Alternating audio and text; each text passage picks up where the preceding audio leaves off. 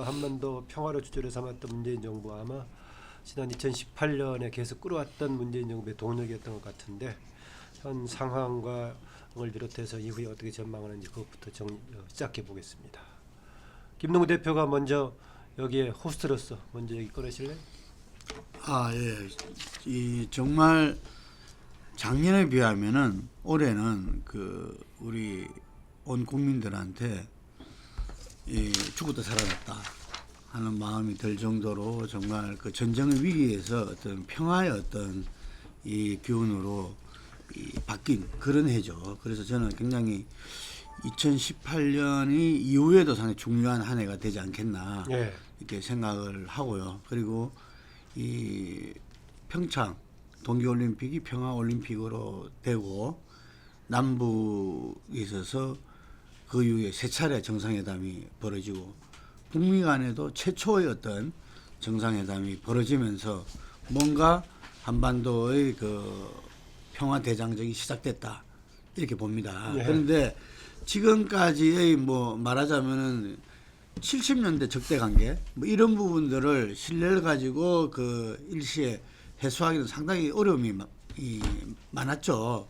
그렇기 때문에 이 구체적인 핵 폐기와 체제 보장이라는 양측의 어떤 북한과 미국의 그 요구를 구체적으로 실천해 나가는 데에서는 여러 가지 그 난관에 봉착했다. 지금도 난관에 봉착해 있다고 봅니다. 이게 그런데 저는 이것이 우리가 역사를 보면은 큰 흐름이 있어요. 이게 여러 가지 이 뭐 디테일한 그리고 뭐 여러 가지 또 사건에 의해서 조금씩은 변화하기도 하고 하지만 큰 흐름이 있다. 그랬을 때 제가 볼 때는 북한은 비핵화의 큰 흐름을 갖다가 본인들이 가져갈 수밖에 없다고 저는 봅니다. 많은 사람들이 실제로 미국에서 이렇게 주류에서 많은 사람들이 북한이 절대 핵을 포기하지 않을 거다. 어떤 북한인데 어떤 핵인데 자기들한테. 그렇지만 저는 이 핵 폐기가 곧 살 길이다 라는 부분들을 갖다가 이 김정은 위원장이 확실하게 인식하고 있고, 하지만 이것이 제대로 된 절차와 과정을 밟아야만이 자기들이 원하는 체제 보장과 경제 발전을 할 수 있기 때문에 저는 굉장히 신중을 기하고 있는 거다고 보는데, 이 미국 또한 저는 어떤 트럼프로서는 상당히 변화가 요구됐다 이렇게 보여지고요. 남은 기간은 저는 내년 한 2월까지로 일단 지금보다는 한 단계 높은 북미 정상회담이 됐던 폼페이오와 김명칠 고위급 회담에서 어떤 실마리를 풀 수 있는 부분들이 나오든지 간에 2월 달까지 한 시한인 것 같습니다. 조명균보다 한 달 앞당기네요. 네, 그래서 2월 달까지 어떤 게 안 나오면은 트럼프 입장에서도 지금 하원을 갖다가 민주당이 장악했기 때문에 상당히 뭐 청문회다 뭐다 불려 나왔냐고 뭐 짜고 하면 굉장히 어려워질 겁니다. 지금 여러 가지 뭐 러시아 성스캔들 뭐 이런 문제도 이 국경에 처해 있기 때문에 여기서 뭔가 반전의 어떤 부분들을 가져오려고 하는 거고, 그래서 보니까 어제도 이름 뭐죠, 번저입니까? 비건이 뭐 이 여행도 이렇게 풀 수도 있다. 이 북한 여행 이런 이야기도 하고 그랬을 거예요. 근데 이제 공은 미국보다는 지금 북한에 넘어가 있다고 봅니다. 공은 지금 이제 평화 협상의 실마리를 푸는 공은 북한에 넘어가 있다. 그래서 북한이 지금 이제 완전한 이렇게 비핵화를 위한 리스트, 예를 들면은 시설, 뭐 무기, 물질, 뭐 예를 들면은 사람까지도 포함한 그 리스트를 미국에서 요구했다. 지금 사찰로 수준을 다운했대요. 사찰로. 그래서 그 사찰을 좀 낮은 단계의 사찰이든 뭐 주요 핵시설만의 사찰이든 뭐든 사찰은 받지 않으면 안 될 것이다. 고위급 회담을 위해서. 그래서 요 부분에서 북한이 빨리 입장 정리를 하고 이 내부가 아마 정리가 되어야 될 거라고 봐요.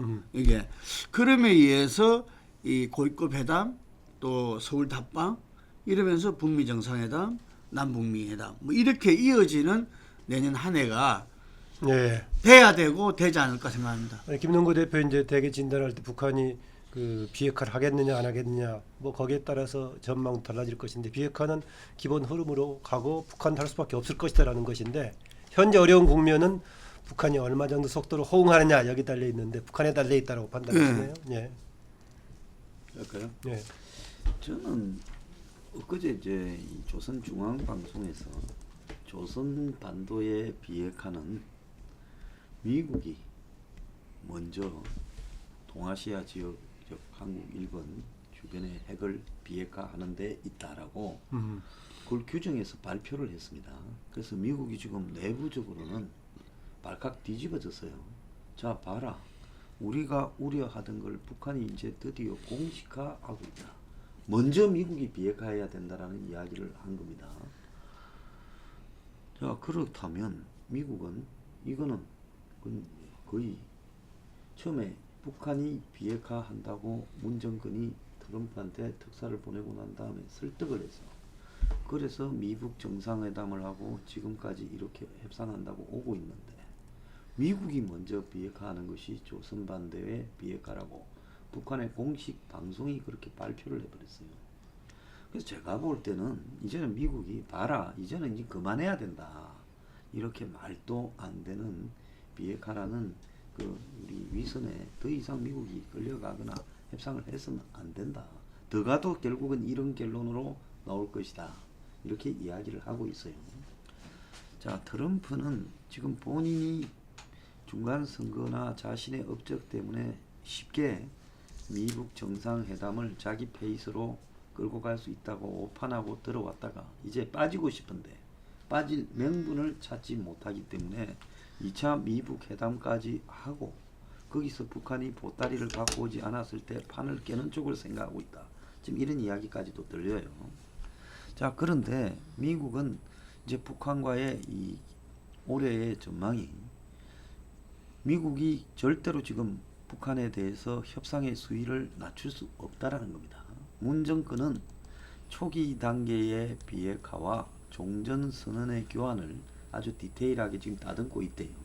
그 일환 중에 하나가 얼마 전에 통일연구원에서 발표된 북한 비핵화 50% 진행 시에 한방으로 종전선언과 평화협정을 원사스로 끝내고 그리고 미군의 단계적 감축을 시작한다라는 부분인데 그럼 그 부분에 대해서 지금 미국이 생각하는 것은 말도 안 되는 소리 하지를 마라. 그럼 한국은 도대체 북한이 핵이 몇 개인 줄 있는 줄을 알아서 50% 감축을 이야기를 하냐. 지금 이렇게 이야기를 하고 있어요. 네.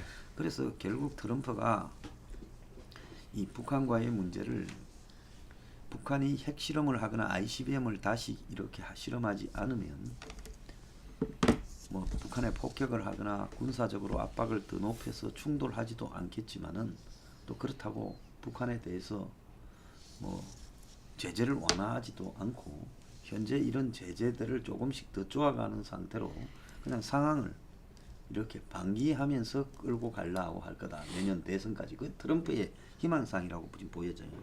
근데 트럼프가 지금 내부에 지금 윌러 특검이나 뉴욕 연방검사의 조사 결과 돈 문제에서 정치 자금 문제가 튀어나올 수 있어요. 네. 그러면 그렇게 됐을 때는 저 사람이 북한 관계를 극적인 딜로 북한과 이렇게 받아주는 쪽으로 가거나 아니면 북한과의 관계를 전쟁 직전으로 극단적인 압박으로 가거나 양자택일을 할 가능성이 높을 수 있다. 네. 그래서 오히려 북한 쪽이 뭐 칼자루를 쥐다고 이렇게 지금은 그렇죠. 북한이 칼자루를 쥐었다 이렇게 보지만은 결국은 이 상황의 변화에 대한 부분은 트럼프 개인의 지금 문제가 크게 상황 변화에 영향을 미칠 거다. 저는 그렇게 보고. 예, 개념 문제가 중요한 변수로 있긴 하지만은 전반적인 기조로 보면은 과연 북한이 뭐 단중기적인 길에 비핵화의 길로 갈 것인가에 대해서 황장 소장은 좀 회의적인 입장을 갖고 계시네요. 예. 2018년은 뭐 한반도 정세에 정말 뭐 극적인 반전에 있었던 뭐 한 해였었죠. 뭐 평창 올림픽을 계기로 해가지고 그동안에 뭐 전쟁이 임박한 것 같은 분위기가 이제 급반전이 돼가지고 한반도 이제 평화가 모색이 되는 그런 이제 과정이 계속이 됐는데, 글쎄 처음에는 이제 기대가 굉장히 이제 컸었는데, 뭐 남북 정상회담 또 북미 정상회담 거치면서 뭔가 이제 결실이 맺어질 거에 대한 어떤 기대가 대단히 컸던 거에 비하면은 지금 상당히 그 교착 상태, 이게 뭐 지리하게 뭐 계속되고 있는 상황인 것 같아요. 북한하고 미국이 기본적으로 이 비핵화 문제에 관해 가지고 또 체제 안전 보장 문제에 관해서 뭐 평행선을 달리고 있고, 현재로서는 이거를 풀 만한 어떤 실마리가 지금 보이지 않는 뭐 그런 상태가 이제 계속되고 있는 것 같습니다. 그런데 미국 같은 경우는 오히려 뭐 최근 들어서는 북한에 대한 뭐 이제 제재 유지라든가 또 이제 인권 문제까지 거론하면서 압박의 수위를 다소 좀 더 높이는 이런 모습을 보이고 있어서, 미국이 현재로서는 뭐 뒤로 물러설 가능성은 뭐 사실상 좀 이제 희박해 보이는 이런 이제 분위기로 판단이 되고, 근데 이제 북한도 뭐 비핵화를 2단계에서 실질적으로 진전시키기가 대단히 또 이제 어려운 이제 환경이기 때문에 아마 뭐 내년 상반기에도 이런 좀 교착 상태는 좀 지속될 가능성이 크지 않겠는가, 그렇게 이제 보이는데요. 다만 뭐 북한이나 미국 양쪽 모두 현재 그 대화를 통해서 이제 해결하겠다 하는 이거에 대한 어떤 의사는 뭐 변함이 좀 없는 거로 이제 보여요. 뭐 트럼프 같은 경우도 지금 사정 자체가 그렇고, 그리고 아마 북한 같은 경우 이제 김정은 위원장 신년사에서 이 문제가 이제 나오겠죠. 그래서 내년 2019년에 과연 미국하고 관계를 어떻게 해나갈 건지 거기서 입장이 나올 텐데, 그 점을 의식해서 이번에 그 비건 대표가 북한 방문 여행을 이제 허용한다는 것도 사실은 좀 이제 북한에서 나올 신년사를 의식한 그런 좀 이제 유화적인 뭐 신호 아니겠는가, 그렇게 이제 판단이 이제 듭니다. 그래서 다만 이제 우려가 되는 거는 이게 시간이 지나치게 끌어졌을 때 특히 미국에서 이 트럼프의 리더십이 대단히 불안정한 상황이기 때문에 사실상 이제 동력이 상실되는 상황을 자연스럽게 맞을 거에 대한 이제 우려, 그것이 좀 이제 너무 길어졌을 때 이제 좀 우려라고 좀 할 수 있을 것 같아요. 물론 아까 황 소장 얘기처럼 그렇기 때문에 오히려 이제 트럼프가 반전의 카드를 선택할 가능성도 그렇기 때문에 또 이제 존재를 하는데, 아무튼 좀 내년 상반기까지는 좀 지루하게 좀 끄는 상황은 내다봐야 되지 않겠나, 그렇게 봅니다. 뭐 특징적인 것은 이제 임창선 박사는 대화를 통한 문제 해결의 기본 원칙은 유지가 될 것 같다 이제라고 보고 있네요. 네, 홍명기 소장님. 원래 남북 관계에 있어서 성과가 없다라고는 판단하기는 어렵습니다. 분명히 성과는 있었습니다. 북핵 문제로 인해서 이 최고조에 치달았던 이 긴장은 해소하고 억제를 했고, 그것을 어쨌든 대화로 해결하자라는 데 대한 큰 틀의 합의는 우리 분단 이후 과정을 놓고 본다면 대단히 큰 진전이라고 봅니다. 네. 그러나 북핵 문제를 해결했느냐라고 놓고 본다면 그 부분은 아직은 과정이 있고 거기까지 성과를 냈다고 보기는 어렵습니다. 그런 의미에서 저는 그럼에도 불구하고 남북 문제, 북핵 문제는 어느 정도 긍정적인 평가를 할 만하다. 그러나 이제 원래는 그랬으면 내년에는 어떻게 될 것인가, 제가 볼 때는 예상했던 것보다는 시간이 좀 더 길어지고 협상이 더 복잡해지는 측면은 있지만 궁극적으로는 비핵화 과정을 벗어나기는 어려울 것이다.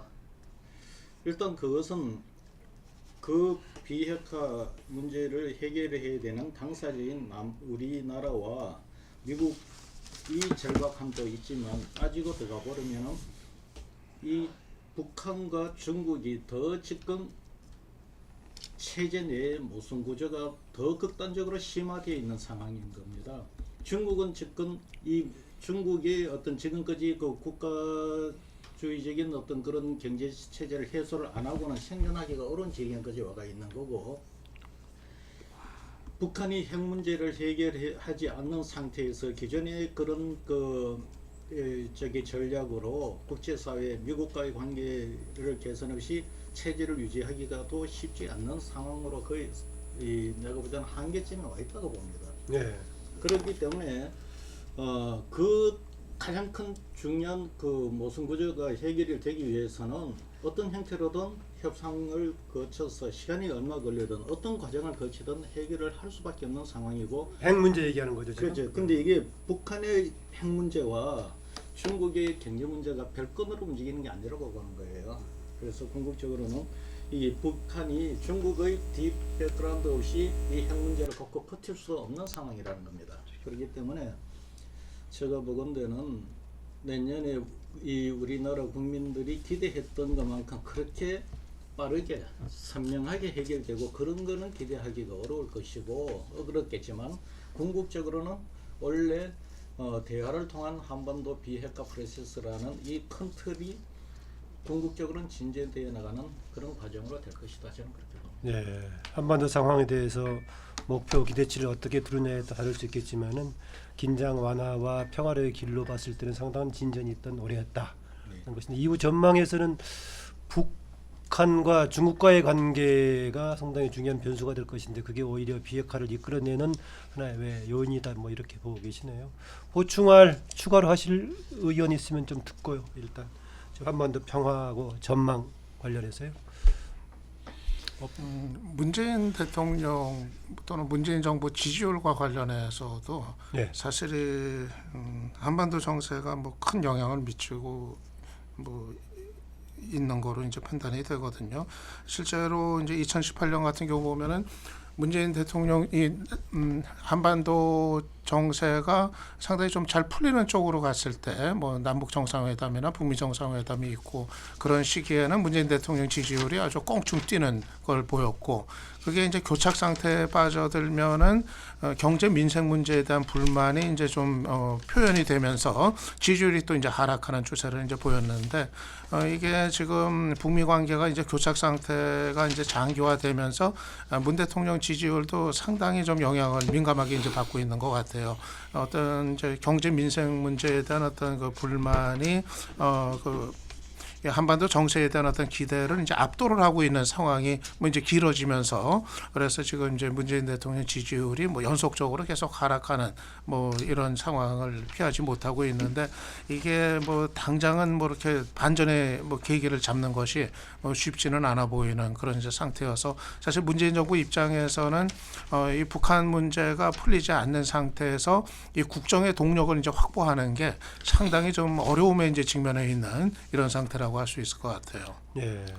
어떻게 보기에 따라서는 그 뭔가 국내 정치 어려움을 북한 문제를 풀어서 동력을 만들려는 그런 게 좀 있어 보이기도 했었는데 지금은 그걸 가지고도 조금 동력을 만들기는 어려워 보인다는 게 다중의 의견 같아요. 그래서 이제 이 문제의 핵심이요. 북한이 비핵화를 하겠는가라고 봤을 때 1년이 지나도록 지금 하는 이야기는 원점 이전으로 다시 돌아간 겁니다. 조선반도의 비핵화는 미국이 먼저 비핵화를 해야 된다 이런 주장을 해요.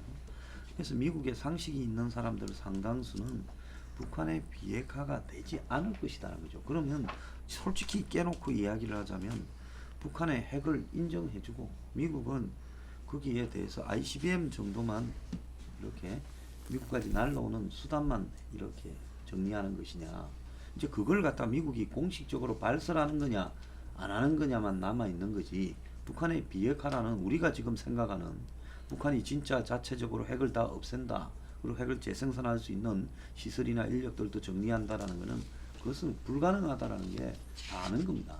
그건 지금 이제 나오는 이야기는 뭔가 하면 그럼에도 불구하고 문재인은 왜 북한의 비핵화가 가능한 것처럼 미국의 트럼프를 설득하고 한국 국민들을 속였는가 하는 문제가 일단 제가 볼 때는 올해 내년에 2019년에 반드시 등장하게 될 거다. 그거는 속인 거는 전혀 아니라고 이제 생각을 해요.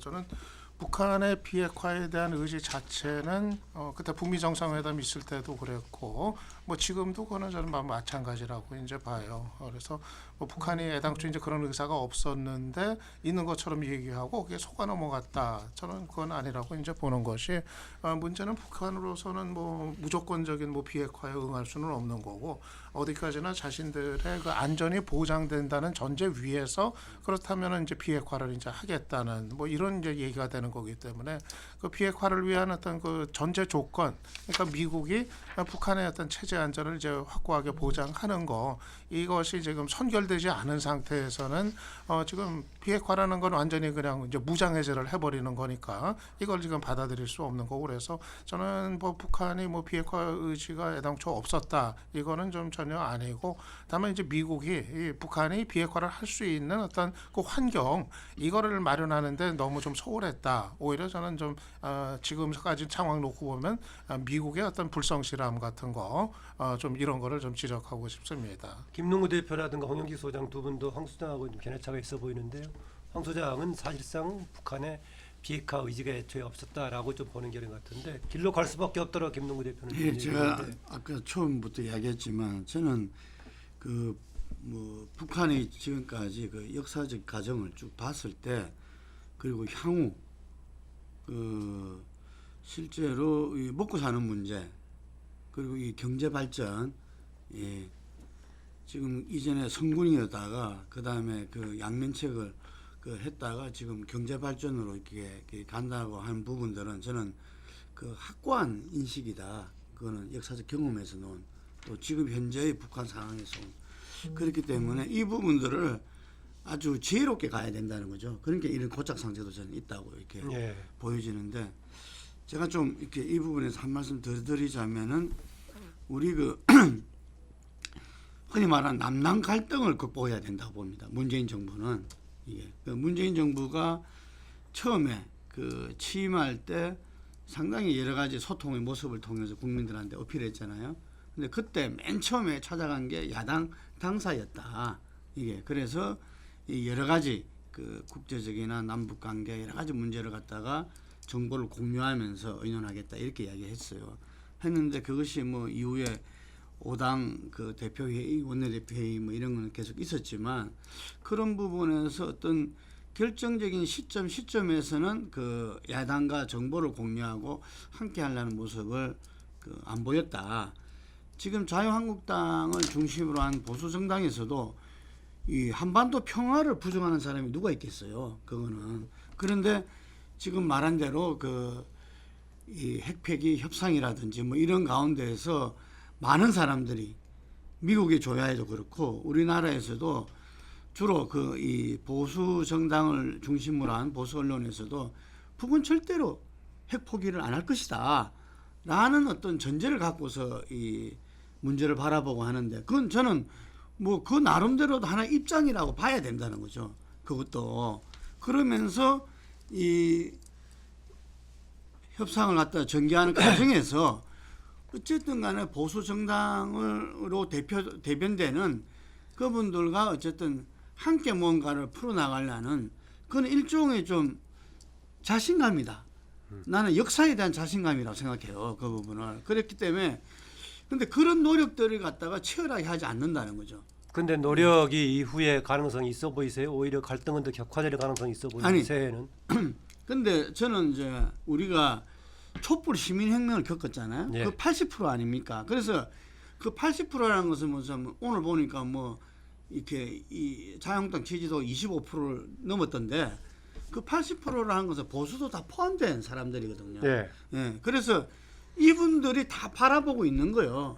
그럼 이 정부에서 자기들만의 생각으로 자기들만의 세력으로서만 지금 이 일을 그냥 아까 말한 대로 사실 또 거짓으로 이야기하고 막 달리고 있는 건가 그렇지 않는가 이걸 다 지켜보고 있는 거거든요. 이게 그쪽에서는 어떤 당리당략에 의해서 이렇게 저렇게 한계가 있다 하더라도 우리 국민들 또 이 보수 성향의 국민들도 다 지켜보고 있기 때문에 정말 이 정부의 어떤 진정성 속에서 저는 이 평화를 온 국민이 바라니까 본인들도 뭐 한때는 전쟁 정당이냐 이런 말도 있었잖아요. 그걸 극복하기 위해서라도 자기들 주의 주장은 하더라도 큰 틀의 흐름은 함께 하려고 하는 저는 그게 국가 지도력이라고 봅니다. 통합 지도력은 발휘하지 못했지만 해왔던 것은 진정성이 있다라고 지금 얘기하시는 건가요? 황 소장은 조금 책임까지 얘기하고 있어서. 그럼요. 저는 뭐 진정성은 충분히 있는데 그 부분에 있어가지고는 우리가 어찌할 수 있는 부분들은 제한적이잖아요. 제가 볼 때는 저는 이렇게 봅니다. 김정은 국방위원장의 비핵화 의지가 있느냐? 뭐 김 사장님은 그 부분이 확실하다. 뭐 이렇게 표현하셨나요? 그 네. 부분은 제가 볼 때는 그 누구도 함부로 거기에 대한 예단을 해서는 안 된다. 솔직히 말해 김정은 국방위원장 마음속에 들어가 봤습니까? 그 누구도 들어가 본 적도 없고 문재인 대통령이 또 내가 만나보니 의지가 명확하더라라고 이야기했는데 어떻게 보면 참 무책임한 이야기예요. 제가 볼 때는 김정은 국방위원장이 가장 바람직한 거는 핵을 보유를 하고서 핵 보유 국가로서 자신이 북한의 어떤 미래를 개척하는 게 제일 바람직할 겁니다. 핵 보유국의 인정을 받으면서 즉 그럼에도 불구하고 현재 핵 포기를 의사를 내비치는 것은 자발적 핵 비핵화 의지라고 보기는 지는 않아요. 이거는 비자발적 지금 비핵화 의지에서 이 협상이 진행이 되고 있다. 이렇게 봐주는 것이 북한 핵 문제를 푸는 데 있어서 대단히 현실적 접근을 할 수 있는 출발점이 될 것이다. 저는 그렇게 보고요. 예. 두 번째는 문재인 대통령 현 정부가 가장 큰 이 그 오류를 범한 게 내가 여론을 조사를 하고 있지만 여론조사 80% 이것은 헛수예요. 여론조사 이 80%를 얘기하면서 두 가지를 얘기합니다. 국민의 압도적인 지지를 이야기합니다. 두 번째는 뭐냐면 역대 최고의 지지율을 이야기합니다. 어떻게 문재인 대통령 지지율 80%가 역대 최고입니까? 김영삼 대통령 처음 지지율을 할 때 90%대까지 나왔습니다. 예, 단기적으로는 그랬죠. 예. 두 번째, 김영삼 대통령 지지율 할 때는 5점 척도예요. 다소 잘한다, 아주 잘한다, 다소 잘한다, 어느 정도 잘한다, 보통이다. 다소 잘못한다, 아주 잘못한다. 이 보통이다라는 것을 넣어서 하는 조사였고 김대중 대통령 초기도 그랬습니다. 만에는 문재인 대통령 지지율을 옛날 김영삼 대통령이나 문재인 대통령, 김대중 대통령 지지율을 하면은 70% 안 넘습니다. 60%대밖에 안 나와요. 옛날에 옛날식 김영삼 대통령이나 지금 40%로 김대중 대통령식으로라도 5점 척도식으로 했으면은 70%가 넘을 수가 없습니다. 80%는. 그러니까 뭐가 하면은 마치 김영삼 대통령보다 지지율이 더 높다. 김대중 대통령보다 지지율이 더 높다. 즉 국정 운영에서 정세 판단을 잘못해버린 거예요. 어떻게 보면 이런 너무 좋은 말로 보면 너무 많은 자신감의 업이 되어버린 거고 나쁘게 표현하면은 이 국민들의 정서를 잘못해서 오만해질 수 있는 부분이 있었던 거죠. 그런데 왜 갤럽은 추이 비교할 때 그런 언급을 하지 않고 비교를 해주죠? 하나만 더 할게요. 이 80%가 잘한다고 해도 아주 잘한다는 응답과 그냥 다소 잘한다, 어느 정도 잘한다는 응답의 비율이라는 게 존재합니다. 예. 아주 잘한다는 응답이 그야말로 적극적 지지층입니다. 그냥 다소 잘한다. 특히 집권 초기에는 허니문 기간입니다. 국민들이 새 대통령이 등장해서 내가 잘하겠다라고 의사를 표현할 때 우리나라 사람들은 덕담해주는 성향으로 응답을 해줍니다. 그래 아주 잘하지는 않다고는 평가는 어려도 조금 다소 잘한다 이런 식의 표현을 하는 거예요. 그걸 합해서 80%입니다. 중요한 거는 실제 홍보는 그걸 합해서 아주 잘한다, 다소 잘한다를 합해서 하더라도 국정 운영은 아주 잘한다는 그 지지율에 미니멈화 시켜갖고 국정 운영을 하고 정치 분석을 봤어야 됐는데 너무 이 국정 운영에 대해 하는 과정에서 국민의 여론이 이 현 정부의 지지를 전폭적으로 지지한다라는 식으로 너무 쉽게 판단했고 언론도 너무 쉽게 그렇게 갔던 거예요. 비자발적 핵폐기, 예. 핵 포기 의사 예. 그렇게 봐야 된다 했는데 저는 그렇게 봅니다. 그 북핵을 만들기 위해서 그 오만 것을 다 투자하고 했는데 그걸 자발적으로 누가 그걸 핵폐기하고 싶겠어? 당연한 얘기다. 당연한 게 아니라는 거죠. 제 이야기는. 네. 그리고 정확히. 왜 비자발적 핵폐기를 하게까지 되느냐? 제가 아까 경제 발전을 이야기했지만 또 한편으로는 어떤 미국의 위협이죠. 미국이라는 데가 완전 군사적 초강대국인데 실제로 우리가 작년에 전쟁 불안일 때는 미국에서 계속 뭐 핀셋 뭐 이 포격이니 뭐니 예를 들면 지금도 제가 어제 저녁에도 어떤 분은 아주 미국의 정통한 분하고 같이 식사를 했는데 거기서도 뭐 그분도 이렇게 이야기해 185군데의 그 요소가 있대 지금 북한에 이게 근데 미국은 이것을 15분 안에 다 이 파괴할 수 있다는 이야기야.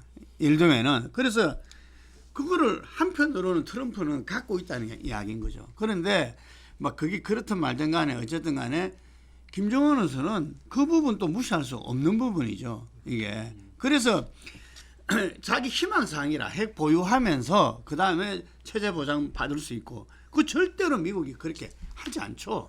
그런데 이게 그거는 사실 북한이 그 문제는 벼랑 끝 전술로서 계속 대치를 해오면서 이 대결 구도를 압박 그 위기 구도 이 상황을 최대한 상승시키면서 승부수를 떼었습니다. 그걸 통해서 협상을 하려고.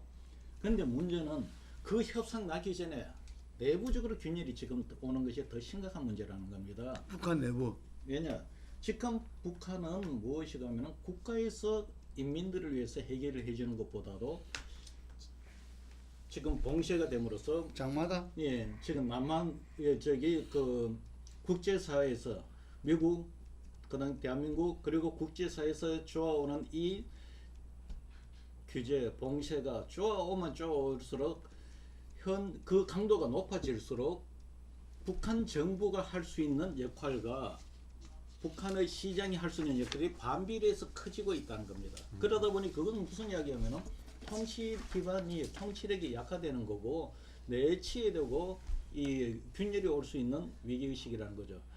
적어도 몇 번을 이야기했잖아요. 북한이 다른 사람은 몰라도 평양에 있는 사람들만큼은 생존권을 보장을 해줘야 되는데 지금 평양에 있는 사람들조차도 그 생존권을 보장하기 어려운 상황으로 가니 유지가 쉽지 않다는 겁니다. 그러니까 김정은이 뭐 미국을 비롯한 외부적인 요인뿐만 아니라 내부 구조적으로도 지금 그 방향으로 갈 수밖에 없는 측면이 있다라고 보네요. 황장 소장 어떤 의견? 저는 우리 입장에서 좀 봐야 될 필요가 있다고 봅니다. 솔직히 말하면 북한을 누가 침략합니까? 핵이 없다고 해도요. 미국이 북한을 침략하라고 누가 돈을 줘도 미국이 북한에 침략하겠습니까? 할 리가 없지요. 석유가 있습니까? 뭐가 있다고. 2,500만 거지에 가까운 사람들을 먹여 살려야 되는 일만 남았는데 그럼 북한이 자신들이 침략당한다고 주장하면서 자유라고 주장한다라는 그 논리 자체도 웃은 거예요. 지금 6.25 정전 이후에 지금 25년 동안입니까? 무슨 남한과 미국이 북한에 대해서 공격적인 행위를 선제적으로 한 게 있습니까? 북한이 대부분 미국의 첩보선이나 첩보 비행기를 격추시키고 또 도끼 만행을 일으키고 곳곳에서 문제를 수백 건을 일으켜 왔죠. 그리고 그렇기 때문에 북한이 핵을 만든다라는 것은 서로의 합의에 벗어나서 도발을 한 부분인데 이 도발에 대해서 원점으로 회귀하라는 게 언제부터요? 마치 북한 편에 서서 우리가 전부 이해를 해줘야 되는 것처럼 한국의 좌파들은 이야기를 하고 있어요. 김동구 대표 자, 좌파하세요? 북한은 결국은 핵을 가지고 장사하겠다는 거 아닙니까? 핵 쥐고 앉아서 미국을 보고 협상으로 끌어들여서 미군을 철수시키고 한미동맹을 해체하고 한국이나 일부 미국으로부터 돈을 뜯어내겠다라는 그래서 먹고 살겠다는 약탈국가로 가겠다라는 목적으로 핵을 만드는 거예요. 근데 이걸 갖다가 우리가 끝없이 이해를 하면서 자의적 차원에서 이해해줘야 되고 또 미국이 북한에다가 그 선제적인 어떤 시해 조치나 평화 조치를 해야 된다. 자 그러면 학교에서 사고 친 놈한테 선생이 너 다시 사고 치지 말라고 선물을 줘야 된다는 거예요. 그래서 이런 문제였어요. 지금 북한이 한국하고 미국을 상대로 전쟁할 상대나 됩니까? 군사력이나 여러 가지 내부 경제 수준이요. 그러니까 우리가 평화를 지내기 위해서 북한을 달래야 된다는 논리도 또 좀 웃기는 거예요. 그래서 그런 측면에서 봤을 때 우리 사회가 그간에 저는 엄청나게 친북 작용화되면서 사상도 그렇게 되어가 버리고 있다. 그래서 이건 도대체 한국 국민이 한국 입장에서 생각하는 게 아니라 북한 입장에서 더 생각하는 사람들이 보편화되고 있다. 특히 지식인 사회에서 심각하다고 보고 있어요. 아 그러니까 북한이 조건을 내건 군사적 이익이라든가 체제 보장 주장은 근거 없는 가상 주장이다라고. 나는 그 주장을 아무런 근거 없이 그런 거 그거하고 한 게 더 있어요. 북한에 엄청난 이 히토류나 지하 자원이 있어서 앞으로 한국의 경제가 살아난다. 북한에 뭔 히토류하고 있어요. 그게 있으면 중국이 벌써 다 점유했거나 벌써 다 개발해서 팔겠지요. 아무리 지하에 있어도 캐서 돈이 안 되면 그게 없는 거하고 마찬가지. 한국에는 석유 없습니까? 한국 바다에는 없어요. 왜? 캐는 비용이 더 들어가니까 인프라나 투자보다 안 하는 거죠. 얘기 들어보죠. 네. 북한의 입장에서는 뭐 전혀 그렇게 생각을 할 수가 없죠. 북한의 입장에서 본다고 미국이라는 상대를 이제 본다고 했을 때는 생각을 해보세요. 뭐 해마다 그냥 1년에도 몇 번씩 자기네 바다 그 코앞까지 와가지고 그 이제 공격적인 이제 훈련을 해대고 있고 그리고 공격적인 뭐- 훈련인가 압니까? 훈련 중에 어떤 게 공격적인 훈련, 어떤 게 방어적인 훈련인지 이 그거는 자리에서 바로- 예시를 해보세요. 바로 한미연합훈련이 평양, 어떤 게 공격적이고 어떤 게 방어적인 건가? 바로 그 평양 그 김정은 위원장 그 집무실로 가가지고 뭐 그야말로 뭐 제거를 할 수 있는 그런 훈련을 뭐 계속 하고 있는데 그게 증거 있습니까? 아니 그거를 놓고서 김정은이 집무실을 아니- 제거하려는 그 증거 있어요? 그거는 수없이 보도가 됐던 거죠. 그거는 나중에 한번 제시를 그 수없이 그 됐던 거고 무슨 뭐 모형 작전했던 그 것이 나온 적이 평양 있었는데. 평양 거기 뭐 지하를 뭐 다 거기 뚫고 들어가는 뭐 무슨 뭐 폭탄이 있다 뭐 그런 거 뭐 수없이 보도된 거 아니에요. 그러니까 미국이 마음만 먹으면 언제든 뭐 김정은이 있는 곳을 뭐 타격을 이제 한다는 거 이건 뭐 공공연한 사실인데 그래서 적어도 뭐 자기네 자기네를 그 공격할 수 있는 훈련을 뭐 수없이 그냥 1년에도 이제 하고 있는 환경에서 어떻게 뭐 미국의 어떤 그 자기들에 대한 어떤 침공 이거에 대한 위협이나 어떤 공포 이거를 느끼지 않을 수가 없죠. 그리고 그거는 뭐 역사적으로도 뭐 확인이 된 바죠. 뭐 이라크가 뭐 그래가지고 이제 그렇게 이제 뭐 당했었던 거고 아무 그 이유도 없이 그리고 또 뭐 카다피가 또 이제 그렇게 이제 그 최후를 이제 맞았던 거고 어떤 그런 역사적인 뭐 경험들을 놓고 봐도 그렇고 북한으로서는 미국이 어떤 정말 자신들의 어떤 체제 안전을 보장하지 않는 상태에서는 먼저 무장해제를 할 수 없다는 거 이거는 입장을 바꿔서 뭐 북한의 입장으로 지금 상황을 바라본다면은 그건 뭐 당연히 나올 수밖에 없는 뭐 그런 요구라고 뭐 생각이 이제 돼요.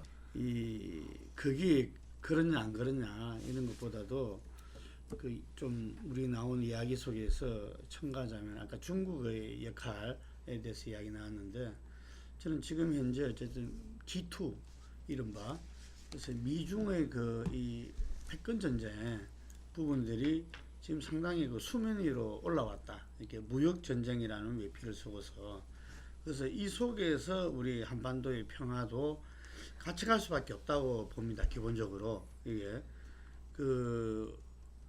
북한이 실제로 전에 그 고난의 행군 시대 그 점에서 중국보다는 오히려 미국의 그 옥수수 혜택을 많이 받았다. 그때 200만 명이 아사됐었죠. 이게.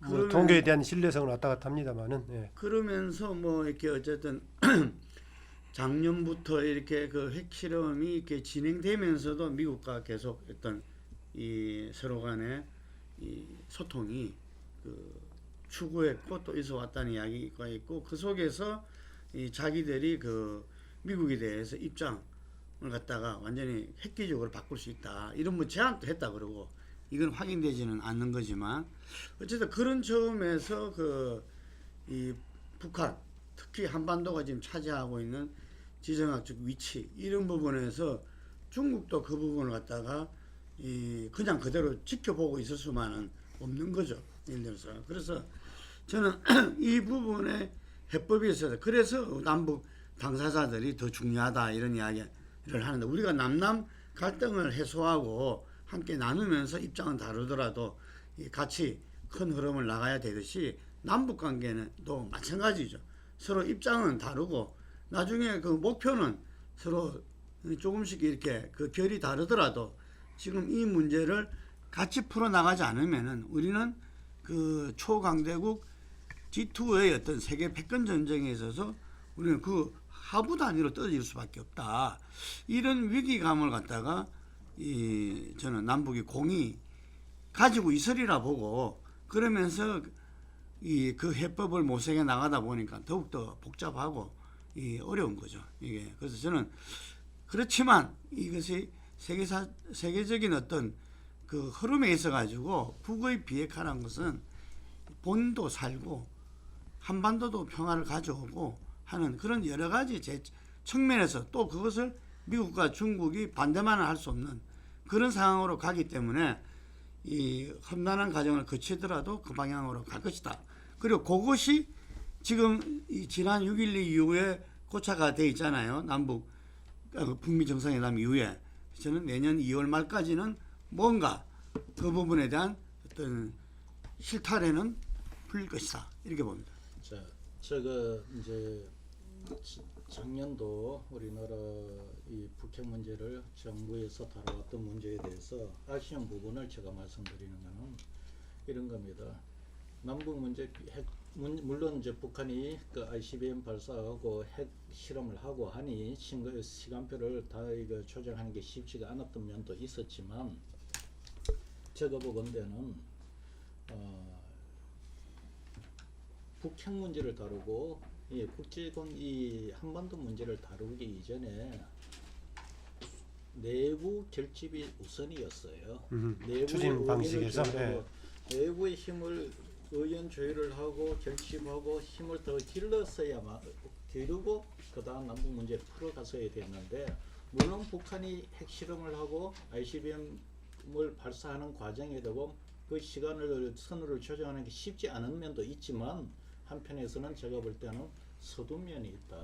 오히려 남북 문제를 진행하면서 내부 문제를 어떻게 보면은 나쁘게 표면은 덮으려고 하는 북한 문제가 해결됐을 때의 새로운 시스템이나 체제에서 내부 문제를 해결을 하려고 하는 선호를 이렇게 잡았던 부분이 있어서 이 남북 문제를 풀어가면서 내부의 통합을 가져오지 못하고 오히려 때에 따라서는 남남 갈등을 갖고 오게 했던 부분이 분명히 존재한다. 그거를 제가 말씀드리고요. 예. 아까 중국 이야기를 했지만 중국은 지금 G2라고 이야기를 표현하기가 참 민망할 지경까지 가 있습니다.